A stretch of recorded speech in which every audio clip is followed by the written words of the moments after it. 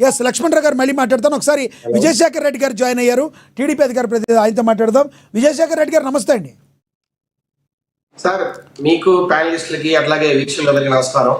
Yes Vijayasekhar Reddy గారు జరుగుతున్న పరిణామాలని ఎలా చూడాలి? చంద్రబాబు గారు ఇలా మాట్లాడారు చెప్పారని టీవీల్లో వస్తుంది, దానిలో వాస్తవం ఉందంటారా? చంద్రబాబు గారు పల్లా శ్రీనివాస్ గారికి చెప్పడం ఇదంతా నిజమేనా లేదంటే కాదంటారా? ఎందుకంటే ఇందాక కృష్ణవేణి గారు మాట్లాడింది మీరు కూడా విన్నారు, ఏమంటారు? సార్ ఇక్కడ కొన్ని బేసిక్ థింగ్స్ ఏంటంటే సార్, చంద్రబాబు నాయుడు గారు ఈ రాష్ట్రానికి ముఖ్యమంత్రి, తెలుగుదేశం పార్టీ జాతీయ అధ్యక్షులు, 43 సంవత్సరాల పార్టీ, ఆయన కూడా 40 సంవత్సరాల పైన రాజకీయ అనుభవం, గొప్ప వ్యక్తి, ఈ రాష్ట్రం దేశం గర్వించదగ్గ రాజకీయ నాయకులు ఒకరు, అది తెలుగుదేశం పార్టీ. ఇంకొక పక్క పవన్ కళ్యాణ్ గారు super star, power star, Janasena party అధ్యక్షులు, ఈరోజు 21 సీట్లతో 100% స్ట్రైక్ రేట్ నాయకుడు, ఈరోజు డిప్యూటీ ముఖ్యమంత్రి వర్యులు. సరే ఇట్లా ఎవరి గొప్పతనం వాళ్ళకుంది. దీంట్లో ఎక్కడా కూడా ఇక డిబేట్ చేయడానికి, ఆర్గ్యూ చేయడానికి ఎక్కడ ప్రాబ్లం లేదు. ఇక్కడ ప్రాబ్లం అంతా ఏంటంటే సార్, కింద స్థాయి నేతలు ఇప్పుడు అక్కడ వర్మ గారికి లాస్ట్ టైం టికెట్ ఇచ్చారు, ఓడిపోయారు. ఈసారి గెలిచే అవకాశం ఉంది, 2024లో గెలిచే అవకాశం ఉంది, నాకు ఇస్తారేమో అని వేచి చూసినట్టుంది. కానీ అక్కడ హఠాత్తుగా పవన్ కళ్యాణ్ గారు వెళ్ళడము, ఆయన పోటీ చేయడంతో వర్మ గారికి కొంత బాధ ఉంటుంది మనసులో. అదే నాకు రావాల్సిన టికెట్ జనసేనకు పోయిందనే బాధ అయితే కొంత ఉంటుంది. అంటే వాస్తవాలు మాట్లాడుకుంటే సార్ కొంత ఉంటుంది. ఆ బాధను, కొంత అసహనాన్ని అప్పుడప్పుడు వ్యక్తం చేస్తున్న పరిస్థితి. రెండో పాయింట్ ఏంటంటే సార్, ఆయన బాధపడకుండా, అసమ్మతి లేకుండా ఆయన కలుపుకోయే మార్గాన్ని అక్కడున్న నేతలు కానీ కొంతమంది చేసినంటే ఈ పరిస్థితి వరకు వచ్చేది కాదేమో. ఇంకోటి ఏంటంటే సార్, జనరల్ గా అసమ్మతి కానీ లేదంటే బాధలో ఉన్న వ్యక్తి ఏ చిన్న తప్పు జరిగినా జనరల్ గా మాట్లాడతారు, ఇది ఎందుకు లేదు అది ఎందుకు లేదు అనే మాట కొంత వస్తుంది. అది రాకుండా అక్కడ కలివిడిగా అందరూ కలిసి చేస్తామనంటే బాగుండేదని నా అభిప్రాయం. రెండోది ఏంటంటే సార్, ఏదైనా ఒక ఇష్యూ జరిగినప్పుడు అది ఇప్పుడు వర్మ గారు తెలుగుదేశం కట్టున్నారు, అట్లాగే పెండెం దొరబాబు గారు నిన్న మొన్న జైనెట్టారు ఏది జనసేనలో. ఆయన కాకుండా జనసేనలో ఎలక్షన్ ముందర నుంచి ఉన్న నాయకులు మాట్లాడింటే బాగుండేదేమో నా అభిప్రాయం. అంటే ఇప్పుడు ఫ్లెక్సీల్లో చంద్రబాబు నాయుడు గారి ఫోటో ఉండడం అనేది, ఇప్పుడు మీరు చెప్తున్నారు ఎక్కడైతే సభ జరిగిందో అక్కడైతే చంద్రబాబు నాయుడు గారి ఫోటో ఉంది, బయట వేయకపోవడం అనేది వాళ్ళ ఇష్టం అని. నేనేమంటున్నా అంటే సార్, ఒకవేళ ఆ బయట ఫ్లెక్సీ ఎవరైనా జనసేన నాయకులు కట్టుంటే ఓకే, అది యాక్సెప్టబులే. కానీ ఆ బయట ఫ్లెక్సీ ప్రభుత్వ అధికారులు కట్టింటే మాత్రము కొంత అది ఆలోచించాల్సిన విషయం. కొంతవరకు అది చంద్రబాబు నాయుడు గారి ఫోటో కూడా పెట్టుంటే బాగుండేది. అంటే అది అధికారులు పెట్టుంటే, లేదు జనసేన నాయకులు పెట్టుంటే సార్ ఆ బయట ఫ్లెక్సీ, దాని గురించి పెద్దగా మాట్లాడడానికి ఏం లేదు. ఎందుకంటే సార్ జనసేన నాయకులు డెఫినెట్ గా అక్కడ ఎమ్మెల్యే గారు పవన్ కళ్యాణ్ గారు కాబట్టి ఆయన ఫోటో పెట్టుకొని వేసుకుంటారు, దాంట్లో ఏం కాదు, తప్పు అది తప్పని నేను చెప్పను. కానీ అధికారులే పెట్టింటే కొంతవరకు బాధాకరమైన విషయం అది. సార్ ఏది ఏమైనా ఎక్కడ చిన్న తప్పులు అయితే జరుగుతూ ఉంటాయి సార్. 100% ఎక్కడ ఎవరికి ఇబ్బంది లేకుండా రాజకీయాలు చేయడం ఎవరి వల్ల సాధ్యం కాదు. ఎంత గొప్ప నాయకుడైనా ఖచ్చితంగా ఎక్కడో ఒక దగ్గర పొరపచ్చాలు వస్తాయి, అసమ్మతులు ఉంటాయి, బాధాకరమైన కొన్ని సంఘటనలు జరుగుతూ ఉంటాయి సార్. ఇది కూడా టీ కప్పులో తుఫాన్ లాంటిదే. కాకపోతే సార్ ఇక్కడ ఒక చిన్న విషయాన్ని అయితే నేను మన ఏఎన్ఎన్ ద్వారా అక్కడ ఉన్న నాయకులకు స్పష్టంగా చెప్పదలుచుకున్నాను సార్. ఏదైనా ఒక సమస్య జరిగినప్పుడు, ఎవరైనా మనోభావాలు దెబ్బతిన్నప్పుడు దాన్ని వారు పార్టీ అధిష్టానానికి తీసుకెళ్లాలి. కానీ ఇప్పుడు మాకు రాష్ట్ర అధ్యక్షులు పల్లా శ్రీనివాసరావు గారు ఉన్నారు, ఆయన అందరితోనూ మాట్లాడుతున్నారు, ఏ టైంలో ఫోన్ చేసినా పలుకుతున్నారు. నేనేమంటున్నా అంటే సార్, వర్మ గారికి నిజంగా బాధ కలిగిందా, లేదంటే వర్మ గారికి ఏదైనా అక్కడ జరిగే పరిణామాలతో ఇబ్బంది ఉన్నా వెంటనే టీవీకి వెళ్లకుండా లేదంటే మీడియాకి వెళ్లకుండా ఖచ్చితంగా పల్లా శ్రీనివాసరావు గారికి ఫోన్లో మాట్లాడము, లేదంటే మా పార్టీ అధిష్టానానికి కంప్లైంట్ చేయడము. ఎందుకంటే సార్ ఇది చాలా సున్నితమైన సమస్యలు సార్. పవన్ కళ్యాణ్ గారు అక్కడ ఎమ్మెల్యే కాదు, ఈరోజు రాష్ట్రంలో మన ప్రభుత్వంలో ఒక ముఖ్యమైన భాగస్థుడు. ఆయన ఆయన ఆయన ఆయన పాత్ర బలంగా ఉంది ఈరోజు మన కూటమి ప్రభుత్వం రావడానికి. కాబట్టి అలాంటి వ్యక్తి ఎమ్మెల్యేగా ఉన్న చోట ఇలాంటి పొరపచ్చాలు రావడం వల్ల ప్రభుత్వానికి ఏదైనా ఇబ్బంది కలుగుతున్నా, కూటమి స్నేహానికి ఏదైనా ఇబ్బంది కలుగుతుందా అనే విషయాన్ని వర్మ గారు కూడా ఆలోచించాలి. ఆయన అది మనసులో పెట్టుకోవాలి.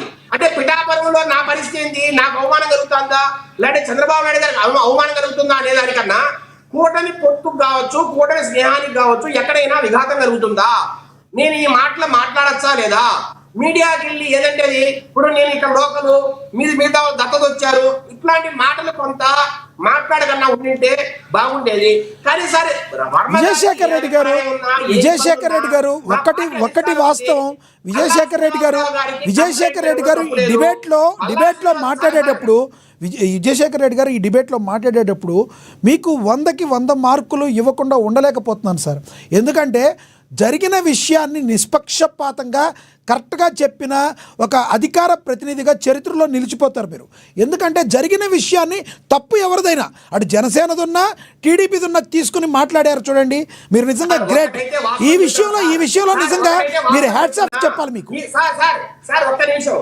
ఈ రాష్ట్రంలో తెలుగుదేశం పార్టీలో ఎవరున్నా నాయకులు, ఏ కాన్స్టిట్యున్సీ అయినా చంద్రబాబు నాయుడు గారి ఫోటో, లోకేష్ గారి ఫోటో, ఎన్టీ రామారావు గారి ఫోటో లేకుండా గెలిచే దమ్మున్న సత్తా ఉన్న నాయకులు అయితే ఎవ్వరూ లేరు.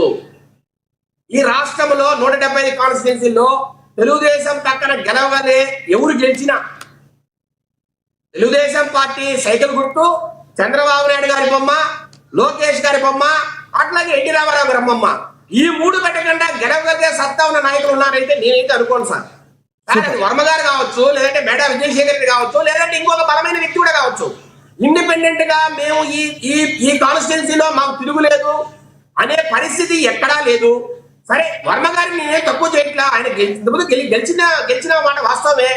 కానీ దాన్ని చూసి విర్రవీగడమో, లేదంటే సార్ ఇక్కడ మనం చూడాల్సింది చంద్రబాబు నాయుడు గారిని, లేదంటే కూటమి తరపున ఇంకొక 15 సంవత్సరాలు అధికారాన్ని ఇట్లాగే శాశ్వతంగా మనం రాష్ట్రానికి అందించాలా, ముఖ్యమంత్రిగా చంద్రబాబు నాయుడు గారు మరికొంతకాలం సాగాలా, ఆయన సారథ్యంలో ఈ రాష్ట్రానికి మేలు జరగాల. ఇక్కడ జరిగిన దుర్మార్గ పరిపాలన ఏదైతే ఉందో 2019 నుంచి 24 మధ్యలో, ఆ పరిపాలన నుంచి మనము ప్రజలు విముక్తులు చేయాలా. మళ్ళా జగన్మోహన్ రెడ్డి వస్తే ఈ రాష్ట్రానికి ఒక దుర్మార్గమైన పాలన వస్తుందనే భయాన్ని ఏదైతే ప్రజల్లో ఉందో దాన్ని మనం పోగొట్టాలా, అది చూడాలి. కానీ సార్, పిఠాపురంలో నాకేం వస్తుంది, నీకేం వస్తుంది, నాకున్న ఈగోయిజాన్ని నేను సాటిస్ఫై చేసుకోవాలా, నీకున్న ఈగోయిజాన్ని నువ్వు సాటిస్ఫై చేసుకోవాలి అనే రకంగా ప్రవర్తించడం తప్పే సార్. నేను ఒకటే అంటున్నా, వర్మ గారికి బాధ కలిగితే నేను ఈ టీవీ డిబేట్ ద్వారా కూడా ఆయన విన్నపం చేస్తున్నా వర్మ గారికి, ఎక్కడైనా జనసేన వారు మిమ్మల్ని ఇబ్బంది పెట్టినా, మీ మనసు గాయపరిచినా దయచేసి పల్లా శ్రీనివాసరావు గారికి ఇంటిమేట్ చేయండి.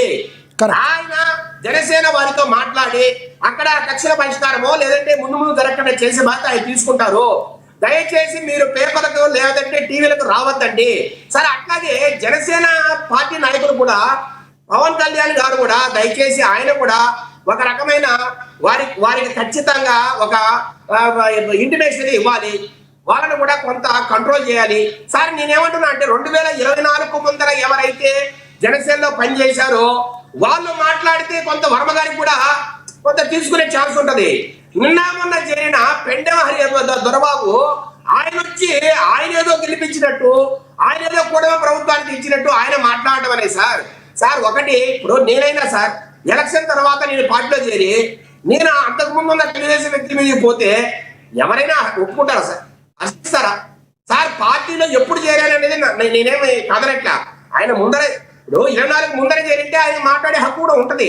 కానీ తర్వాత చేరిన వ్యక్తి కాబట్టి కొంత అదుపులో ఉండాలనేది నా భావన సార్. రైట్. మనతోటి జనసేన నేత తిరుత్తని వేణుగోపాల్ గారు ఉన్నారు, ఆయనతో మాట్లాడదాం. వేణుగోపాల్ గారు నమస్తే అండి. రైట్, వేణుగోపాల్ గారు కనబడటం లేదు. ఓకే, వేణుగోపాల్ గారు ఒకసారి రీజాయిన్ అవ్వండి, మీరు కనబడటం లేదు, మళ్ళీ మాట్లాడతాను. వేణుగోపాల్ గారు రీజాయిన్ అవ్వండి. ఎస్, కృష్ణాంజనేయులు గారు కంక్లూడ్ చేయండి సార్ ప్లీజ్. విజయశేఖర్ రెడ్డి గారు ఒక ప్రస్తావన చేశారు. ఏమిటి, ఆయన దొరబాబు గురించి ప్రస్తావన చేశారు. ఆయన ఈ మధ్యలో వచ్చాడు పార్టీకి, కాబట్టి ఆయన ఎందుకు మాట్లాడాలి, ఆయన మాట్లాడితే సమస్య వస్తుంది అనేటువంటి విధంగా ఆయన జనసేన పార్టీలో చేరాడు, జనసేన నాయకుడు కూడా పార్టీ తరఫున మాట్లాడతాడు. ఇప్పుడు చేరితే ఏముంది, నెల క్రితం చేరితే ఏంది, లేదా ఎన్నికల తర్వాత చేరితే ఏముంది, ఎప్పుడు చేరితే ఇప్పుడు జనసేన నాయకుడా కాదా?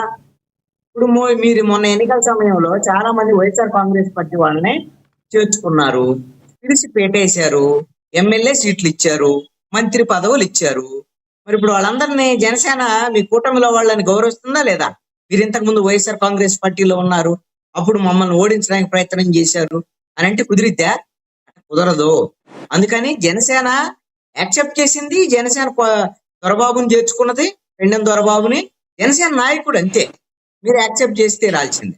రెండవది ఏంటి అని అంటే, పిఠాపురంలో వర్మకు సంబంధించినటువంటి సమస్యని, ఆయనకి ఏదో సమస్య ఉంటే ఎమ్మెల్యే కావటం లేదని ఇంకొకటనే దాని మీద ఎవరు అన్యదా భావించకండి కృష్ణాంజనేయ గారు, అన్యదా భావించకండి. మళ్ళీ మాట్లాడతాం మీతో, ఒక 10 నిమిషాలు ఎక్స్టెన్షన్ చేద్దాం. మన వేణుగోపాల్ గారు జాయిన్ అయ్యారు, ఒకసారి ఆయనతో మాట్లాడు. వేణుగోపాల్ గారు నమస్తే అండి. నమస్తే. వేణుగోపాల్ గారు, జరుగుతున్న తీరు ఏ రకంగా చూస్తున్నారు? మీ పార్టీ మీద పిఠాపురంలో ఏం జరుగుతుంది అనే దాని మీద చాలామంది చాలా రకాలుగా మాట్లాడుతున్నారు. మీ దొరబాబు గారు అలా మాట్లాడకుండా ఉండాల్సిందని కొంతమంది మాట్లాడుతున్న పరిస్థితి. మీరేమంటారు మీ పార్టీ నుంచి? సార్ లక్ష్మీనాథ్ గారు, మీకు ప్యానెల్లో పాల్గొంటున్న వివిధ రాజకీయ పార్టీ నాయకులకి, విశ్లేషకులకి, అమ్మార్టీ విపక్షకులందరికీ నా నమస్కారం. నమస్తే అండి. సార్, ఈ రోజు ఒక కుటుంబంలో నలుగురు ఉంటేనే ఆ నలుగురిలో ఒక మనస్పర్ధ